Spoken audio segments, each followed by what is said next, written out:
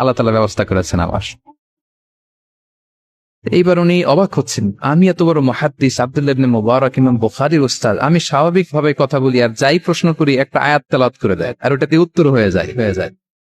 কি মহিলার সন্ধান পেলাম? তো উনি বলতেছে, ফাবি আইয়ি শাইইন তাতাওয়াদ্দাইন, 3 দিন যে এখানে আছেন মরুভূমির বালুর মধ্যে, ওযু করেন কিভাবে? উনি আবার একটা আয়াত তেলাওয়াত করলেন, ফাইন লাম তাজিদু মাআন ফাতায়াম্মামু সাঈদান তাইয়্যিবা।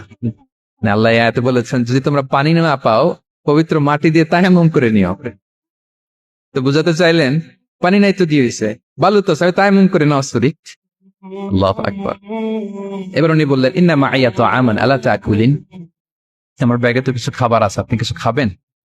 আবার কোরআনের আয়াত, সুম্মা আতিম্মুস সিয়ামা ইলাল লাইল, আল্লাহ এক আয়াতে বলেছেন তোমরা রোজা ফজর থেকে শুরু করে সন্ধ্যা পর্যন্ত পূর্ণ করো। তো বুঝালেন আমি রোজা রাখছি, কি বুঝালেন? রোজা রেখেছি।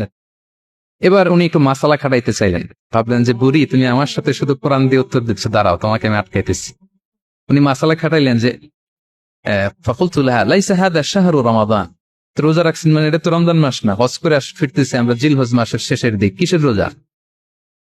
ওই মহিলা আবার একটা আয়াত তেলাওয়াত করলেন যে ওমান তাতাওয়া খায়রান ফাইনাল্লাহা শাকিরুন আলিম, আমি রমজানের ফরজ রোজা তো রাখিনি, এখন আমি নফল রোজা রেখেছি। আয়াতের অর্থ হচ্ছে তোমরা নফল যা করো এগুলো প্রতিদান আল্লাহ তোমাদের বুঝিয়ে দেবে। রমজান না ঠিক আছে জিলহজ,